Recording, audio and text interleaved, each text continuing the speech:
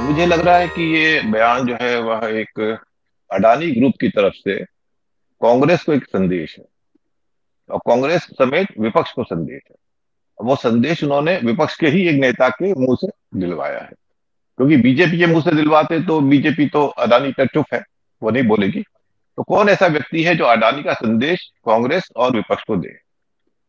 तो पवार का अगर पूरा इंटरव्यू आप सुन लें और संजय पुगलिया के सवालों को सुन लें, संजय पुगलिया ने पूरे इंटरव्यू में एक बार भी अडानी का नाम नहीं लिया और पवार ने सिर्फ एक बार नाम लिया। हम्म। तो ये संदेश ये है कि भैया, इस देश में चुनाव जीतने के लिए अडानी मुद्दा पर्याप्त नहीं है। जो हम लोग भी कहते हैं, मैं भी ये मानता हूं कि अडानी के का क्या चुनाव नहीं जीत सकते, कई पत्रकार ऐसा सोचते हैं। तो वो ये सोचते हैं, और अडानी का अगर आप देखें तो 120 मिलियन से अब हो गया है परसों शुक्रवार या छुट्टी से पहले तक $44 बिलियन उनका हो गया है नेटवर्थ। तो करीब 60 to 70% उनकी नेटवर्थ गिरी है। तो अडानी ये सोच रहे हैं कि भैया, तुम्हारी बीजेपी और कांग्रेस और विपक्षी लड़ाई में तुम जीतोगे या नहीं जीतोगे अलग बात है, लेकिन मैं बर्बाद हो जाऊंगा। तो अडानी को लग रहा है कि बीजेपी को सपोर्ट करने के चक्कर में मैं घुन की तरफ पिस जाऊंगा।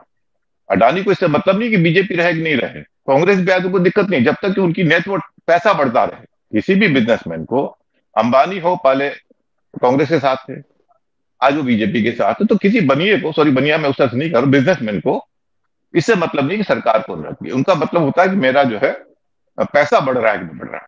तो अडानी को ये लग रहा है कि मैं कांग्रेस और विपक्ष या कांग्रेस और बीजेपी के लड़ाई में मैं पिट रहा हूं, वो मेरी हैसियत कम हो रही है। आप सोचिए, एक व्यक्ति 2 नंबर पे चला गया था, आज वो 26वें नंबर पे है, तो उसको तो अपने पैसों की चिंता है।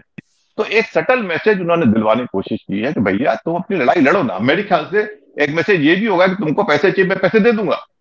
मे भी ये एक हो सकता है, तुम चुनाव लड़ो, तुमको मैं पैसे दे दूंगा, लेकिन प्लीज मेरे नाम का उल्लेख मत करो। मेरे इसलिए पवार ने उसमें कहा कि असली मुद्दे दूसरे हैं, बेरोजगारी है, महंगाई है, और ये बात सही, अगर आप प्रैक्टिकली देखें तो उन्होंने बिल्कुल सही बात कही है। मैं भी ये कहता हूं, जब तक अडानी का मुद्दा पब्लिक की इनकम पे असर नहीं डालता, तब तक हम्म। पब्लिक वोट नहीं करेगी। कम से कम भक्त मीडिया, भक्त लोग तो वोट नहीं करेंगे। तो आप एक तरह से देखें तो बात सही कही है, लेकिन कब कही है? एक तो यह है कि निश्चित रूप से पवार अडानी जी को बचाना चाहते हैं, और जितने भी, मैं तो कहूंगा कांग्रेस भी, अगर अंबानी का मामला होता तो कांग्रेस ने भी अंबानी को बचाने की कोशिश की थी। वीपी सिंह के समय में आप जानते हैं कि अंबानी का क्या हाल हो गया था। तो ये जो पार्टियां हैं, ये नेता है, क्योंकि इन्हीं की कमाई से इनके बिल्डिंग या उनका पैसा बनता है, अकाउंट बनते हैं, तो इनको बचाने की कोशिश करते हैं। एक तो यह है कि पवार खुद भी चाहते हैं कि अंबानी का मुद्दा ना लिया जाए, और उसको उन्होंने बड़े ही एक रैशनल तरीके से उन्होंने कहा है। लेकिन जिस तरह से ये इंटरव्यू आया है, उसमें ये जो मैंने कहा मैसेज है अडानी की तरफ से कि भैया मुझे बख्श दो और तुम लड़ो, और मैं भी तुमको मदद कर सकता हूँ, ये पीछे से मैसेज हो सकता है।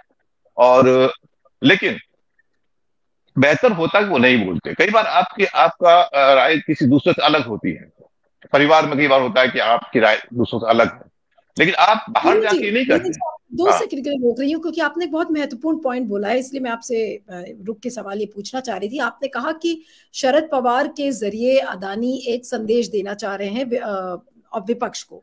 तो क्या जो अदानी के बारे में इंप्रेशन था कि वो केवल और केवल बीजेपी की मदद कर रहे हैं और विपक्षी दलों की मदद नहीं कर रहे हैं, तो क्या अदानी ये बताने की कोशिश कर रहे हैं कि भाई हमारे ऊपर थोड़ा सॉफ्ट हो जाओ, हम आपकी भी मदद करेंगे? क्या ये भी एक संदेश हो सकता है अदानी का?